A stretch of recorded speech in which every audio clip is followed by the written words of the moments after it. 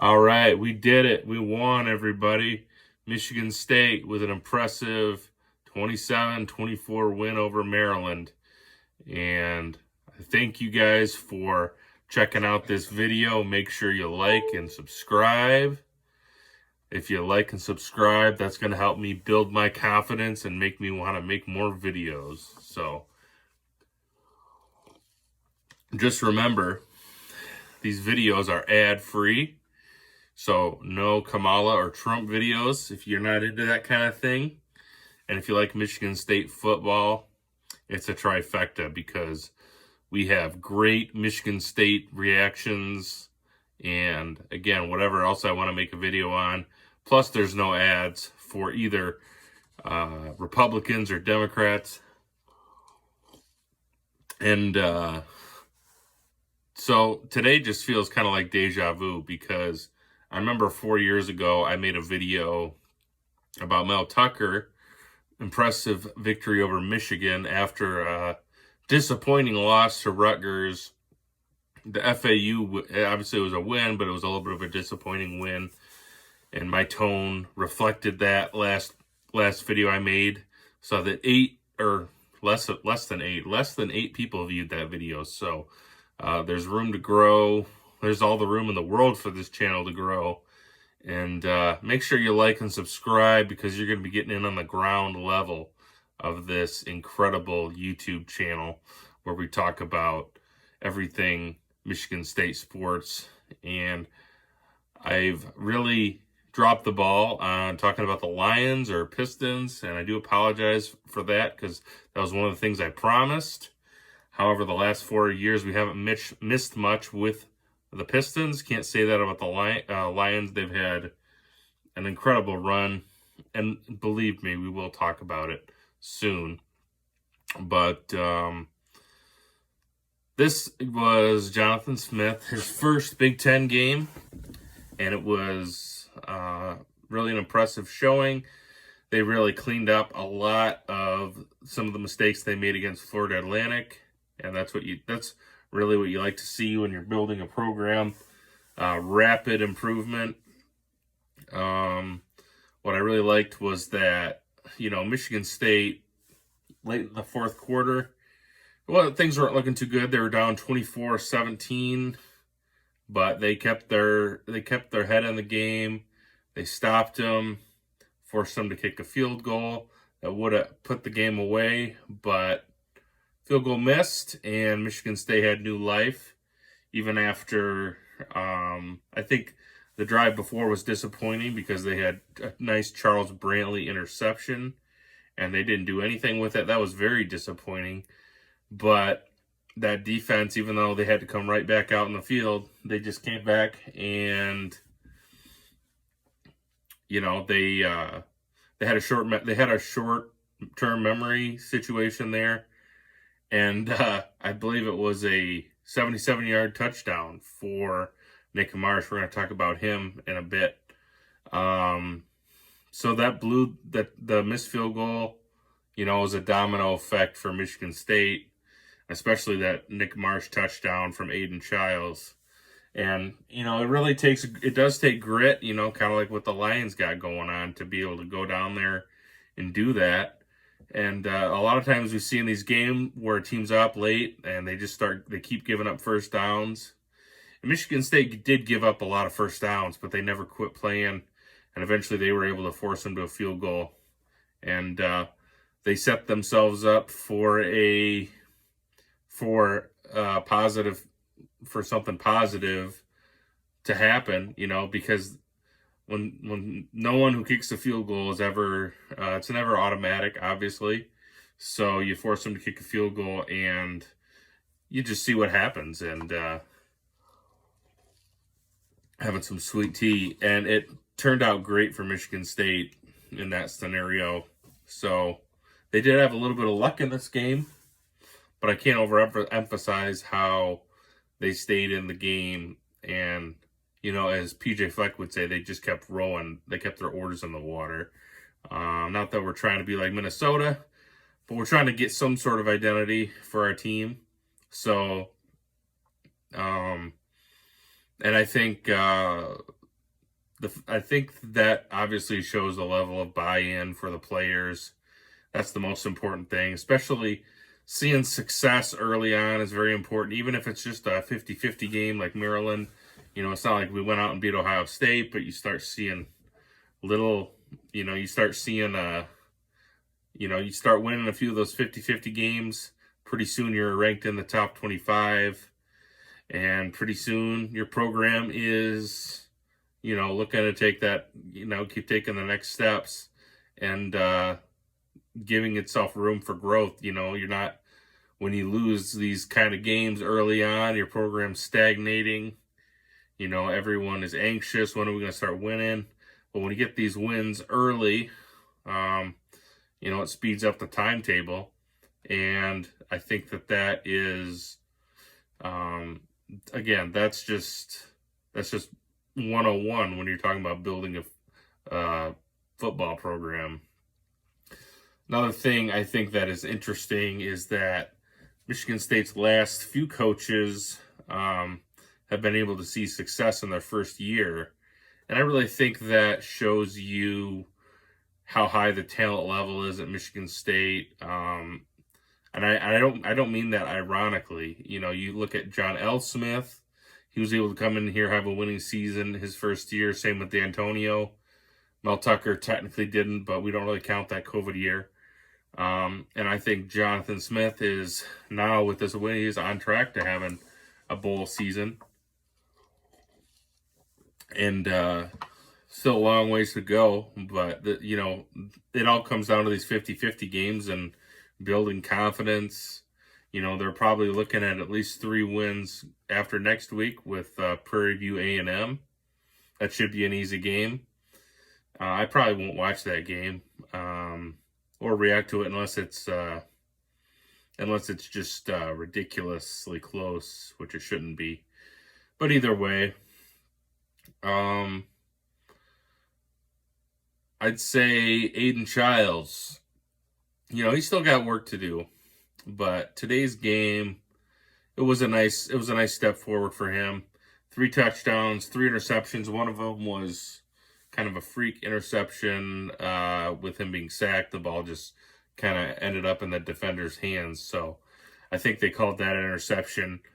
But, he did make 2 interceptions, not in the red zone. One of them was in the red zone, but one of them was a little bit mid 20-yard line.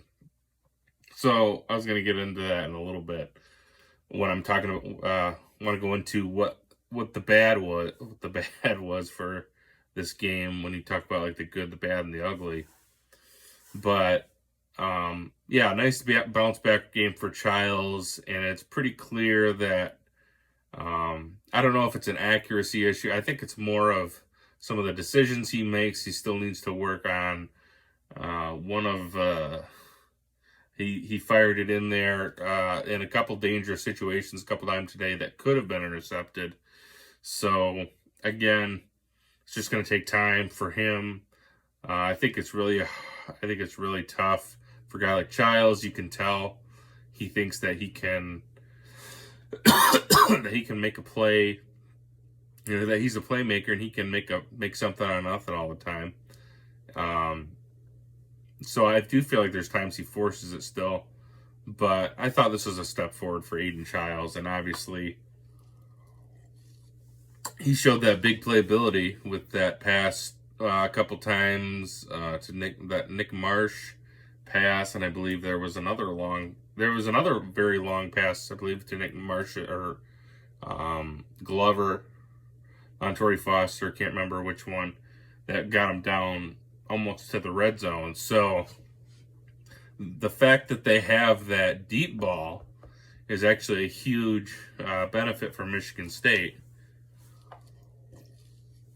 And it's really going to open up a lot of things for their tight ends, Jack Velling, Michael Masunas. There's some other guys. I do have to. I don't think I didn't put this on my. I thought Nick Carter had a nice game today, over 4 yards a carry.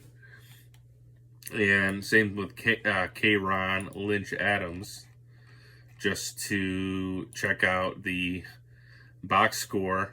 We have Nate Carter, not Nick Carter, 11 carries for 59 yards, 5.4 average. Then you had Ron Lynch Adams, 10 carries for 46 yards. Very nice balance there. And both of them, over 4 yards carry. And that's really, it's really a good place to be as a running back. You look at Maryland, they struggled to run the ball less than 3 yards a carry, and they had to rely on their passing game. And be honest, it was the turnovers that kept Maryland in the game. So it was overall a positive game, but yeah, there's definitely, if Michigan State doesn't have those turnovers, you could be looking at a double-digit win here. So, but this was still a massive victory for Michigan State. No one was picking them to win this game. I wasn't even entertaining the idea. I was just thinking I'm going to watch the game and hope for the best, and that's what happened. Nick Marsh, though, I've almost been afraid to talk about him because, there was a lot of hype on him, and, I was just worried about him being a bust. Today he had almost 200 yards, very reminiscent of Cody White's brother, not his brother, but Ricky White, who was a freshman right after Cody White left for the NFL. And he had that massive game. We never heard from him again. So I don't think that's going to be the case for Nick Marsh whatsoever. But, today he looked like a 5-star, 6-star recruit, really. I mean, again, 200 yards of receiving is always an impressive game. Ty Felton for Maryland did have a nice game as well, 152 yards on 11 receptions. A little bit more consistent there. I was very impressed with him. If you look at Billy Edwards, his completion percentage was actually pretty good, 26 out of 34, and 2 touchdowns to 1 interception. But I think that Aiden Childs, did have a little bit more of that home run threat ability there. So that was nice to see. You got Jaron Glover, 84 yards on 6 catches. Montori Foster contributed a nice 53 yards for 6 catches and a touchdown. The touchdowns spread out kind of nice, 1 for each of those guys. Jack Velling, 3 catches for 25 yards. He did have some big catches, and even Antonio Gates Jr. did get in on the action. And I believe it was on a big spot where they really needed it. Antonio Gates still sticking around, and I'm hoping he sees an expanded role. I believe either Foster or Glover, one of those guys, did have a little bit did get shaken up in that game. I believe that's why he was able to get some snaps. I did like the past 2 games, the run defense has been impressive. The pass defense has always been elusive for Michigan State, but, it's always nice to have that run defense because at least, I think that overall that's complementary football. If you can stop the run, I think that really does, obviously help out your secondary because they're going to have they're not going to have to play, as a perfect game because, you can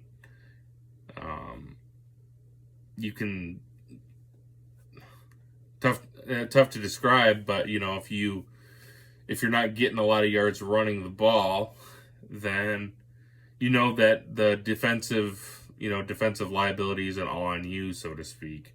So having a good run defense, I think, is crucial for improving your secondary as well. I didn't see any dumb out-of-bounds penalties or unsportsmanlike penalties for the defense. Also, another note, Darius Snow, it was nice to see him in there making some plays. I believe, he was not starting, I don't believe, but he looked good out there, and he looked very aggressive, and I noticed him on there on a couple of nice tackles. So especially when you get a veteran like Darius Snow back in, that can really only be beneficial for your defense. And I think MSU has a lot of seniors, that are really helping to bring along the defense right now. And it's gonna be a little interesting once they're gone, because I do think they're probably gonna lose a lot after this year.